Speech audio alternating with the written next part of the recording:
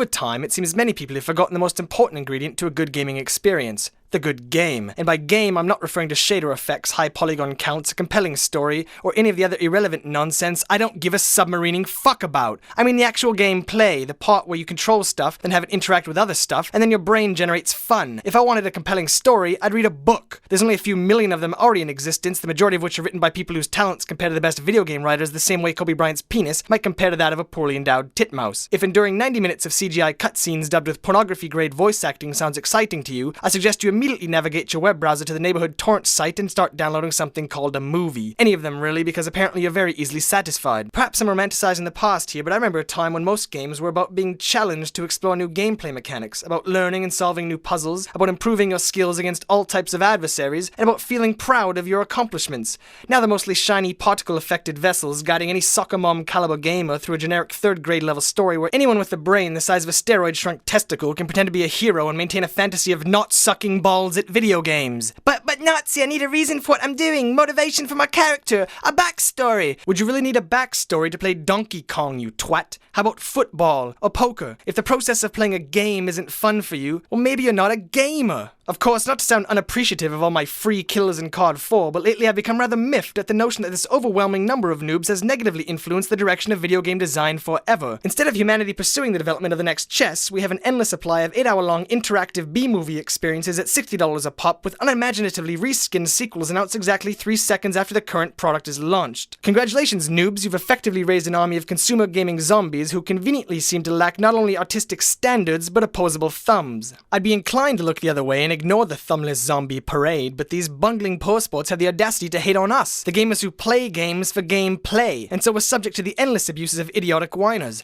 Russia fag, hacker, no-life loser, imbalance! But the truth is, the only imbalance here is coming from your underdeveloped inner ear, you uncoordinated ball of gay. I'm truly sorry you had your clumsy ass kicked around in gym class like a hacky sack in the 1980s, but that's no reason to be a sandy crotch vagina while I'm kicking your virtual ass in Super Smash Bros. Brawl. Even more infuriating than the consumer zombie noobs are the noobs whose jobs involve playing video games then critiquing them for mass public consumption. These champions of mob mentality shouldn't bother me since I've grown rather accustomed to unqualified nitwits performing undeserved jobs, except that within gaming media circles being a noob seems to have become some kind of fucking prerequisite. I know going through life with the lack of a pinch grip can be frustrating, but calling a 3-hour single-player experience the height of game design and comparing the dialogue in GTA 4 to that of The Godfather is nothing less than absolutely retarded. Here's the unpleasant truth. Your teachers lied to you when they said that anyone, even you, could become an astronaut. Some people are just naturally better at certain things than others. There's something called talent. No matter how hard I try, I'll never paint a Mona Lisa or invent the quantum computer. No matter how hard you try, you'll never finish Contra without cheating. Many people have a genuine desire to challenge themselves to be better. This does not make them alien or cruel, and certainly not Russia fags. It just makes them uber gamers. It's no reason to resent them, at least no more than you resent John Holmes for his enormous cock. So the next time you think, I could beat all the pro gamers if I just played as much as them, think again. That belief is as pathetic as the accent I'm talking in right now. All the basketball training in the world won't help your pudgy 5'4" dimpled bottom make the NBA, just like all the StarCraft training in the world couldn't prevent Park Sung-joon from sticking his golden mouse up your ass.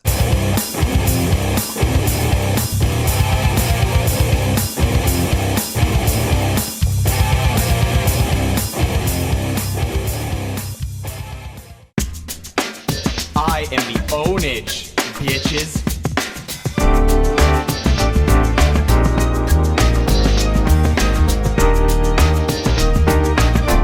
Pure Pwnage.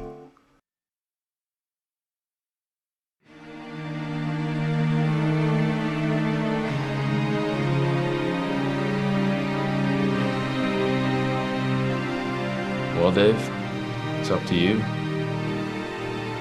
Are you sure you want to do this?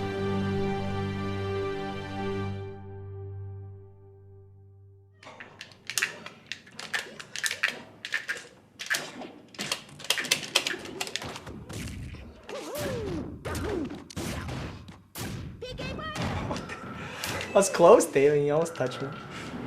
Jeremy and I play a lot of Brawl, and you think it's pretty good. But come on.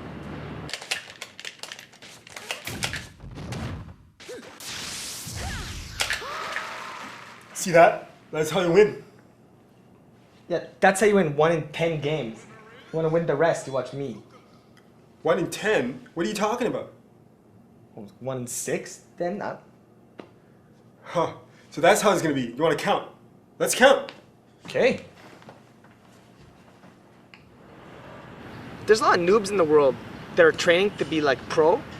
And so the master, he's got like this exchange program thing where they're all coming in and they're assigned to peeps like me and Dave who are uber pros. They can train and be better.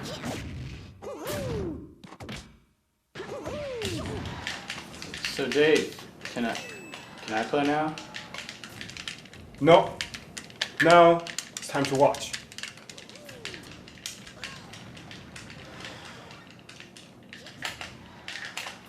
So my kid, he's named like Chris, and he's coming from like California, and apparently he's like the best of like all the young pros. So I mean, obviously like they're gonna give him to me to train, right?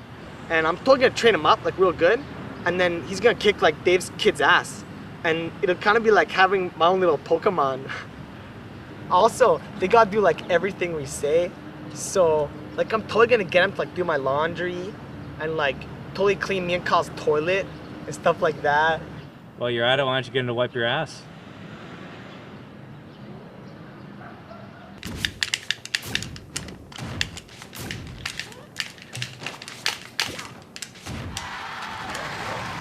Oh, thanks.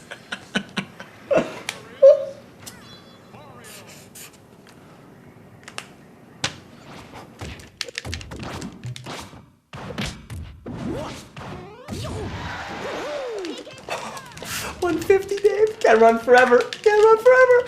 Lucky number 14. Here comes 14. Dave, he's Chinese. You're good at math. Why you tell me his 14 is bigger than 3? Or...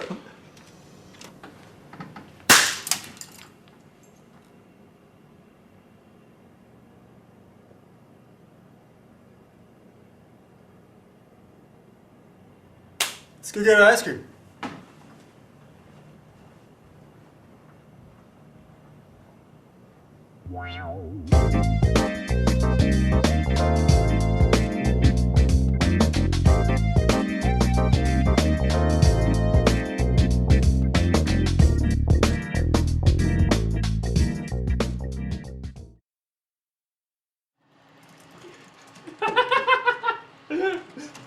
Oh, dude!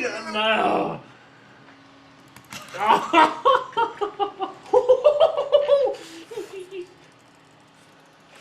I can't believe that! I shot you how many times? 0. Yeah, 0. Oh man. Yeah! Okay, dude, I got it. Nade's knives. Nade's knives? Okay, Nade's knives. Nade's knives.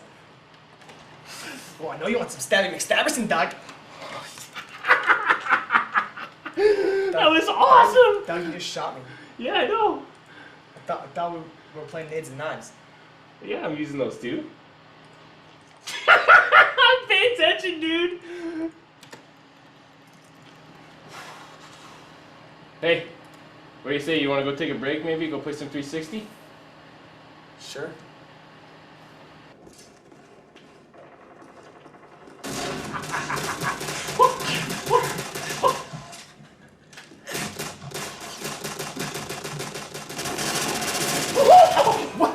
What? Let that be a lesson to you, Doug. And let that be a lesson to you at home, too. Jeremy, you're not actually teaching anybody anything. What do you mean? Well, I mean, you think you're being so awesome teaching all these people how to play games, but you're not actually accomplishing anything. Wow. Giving them the privilege of watching like the 2 best people in the universe play COD 4. Yeah, well, there's more to teaching than showing somebody how to do something. Why don't you give the audience some actual advice? Okay. Don't play me. No, I mean something that'll actually make them better.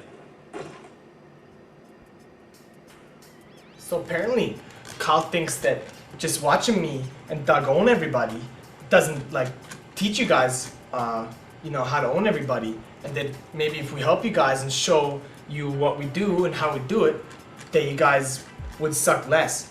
Me and Doug are awesome. Like, let me tell you, right? But that doesn't mean that you can't like be a little bit awesome too if you try to imitate what me and Doug do. So we're gonna kind of go through the basics with you of the stuff that you need to do to not like suck as much as you do. stuff.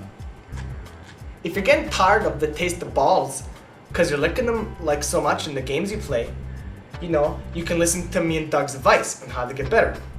And first bit of advice is to kind of get involved in the community of the game that you're trying to get good in. Because on the internet, there's all these forums for all the games, right? And then if you kind of read what these people are all figuring out, and then you add it to what you already figured out, that's how you get ahead of everybody else.